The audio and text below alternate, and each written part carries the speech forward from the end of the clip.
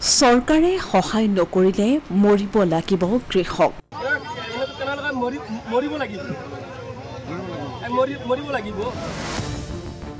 ঔষধ আৰু সাৰৰ অস্বাভাৱিক মূল্য বৃদ্ধিয়ে কৃষকক খুৱাইছে মাধমাৰ।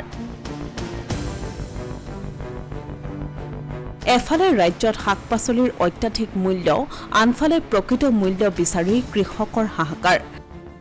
কষ্টোপাৰ্জিত শাক-পাচলিৰ উচিত মূল্য নাপায় হাহাকাৰ শ্ৰমজীৱী কৃষকৰ। অত্যাধিকভাৱে ঔষধ আৰু সাৰৰ মূল্য বৃদ্ধিত কৃষকে খাবলগীয়া হৈছে এতিয়া মাধমাৰ, যাৰ পৰিপ্ৰেক্ষিতত সাধাৰণ গ্ৰাহকে অত্যাধিক দামত কিনিবলগীয়া হৈছে শাক-পাচলি। তিনি ঘণ্টা 4 ঘণ্টা উঠে সপ্তাহ পিছত তাৰপিছত পটল আনিলে 12 টকা 13 টকা এনেকুৱা বেচিব লাগে। কি কৰিম কওক, টকা যিমান আছে সব টকা গ'ল। এতিয়া মানে এক সপ্তাহ বাজার মাল বেচো 2000 3000 টাকা বেচো। এক সপ্তাহ পটলকেইটা উঠাও এইকেইটা পটল উঠা মাইকী মানক 1 ঘণ্টা পটল উঠালে টকা দিব লাগে 200 টকা। আমি কেনেকৈ চলিম? কিবা মানে চৰকাৰ ক'ব লাগিব, কিবা একটা সহায় কৰিব লাগিব।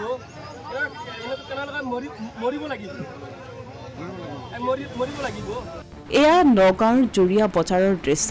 জুৰিয়া বজাৰত প্ৰতি কেজি বেঙেনাৰ মূল্য 25 টকা, ভেন্দি 20 টকা, ধুন্দুলি 16 টকা, পটল 12ৰ পৰা 13 টকা, আলু 35 টকা, দুটা নেমুত 10ৰ পৰা 12 টকা।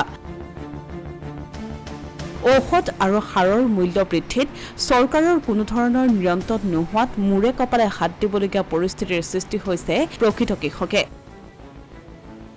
যদি ঔষধ আৰু সাৰৰ মূল্যৰ ক্ষেত্ৰত চৰকাৰে কোনো ধৰণৰ ৰেহাই মূল্য নিদিয়ে তেন্তে মৰিবলগীয়া পৰিস্থিতিৰ সৃষ্টি হ'ব বুলি মন্তব্য কৃষকৰ। সেয়ে ঔষধ আৰু সাৰৰ ক্ষেত্ৰত চৰকাৰক ৰেহাই দিবলৈ আহ্বান কৃষকৰ। বিক্ৰি হয়েছে ওষুধেৰ দাম বেশি, ওষুধেৰ বহুত দাম, সাৰেৰ বহুত দাম, এইবিলাক কৰে এতিয়া নোপোষা।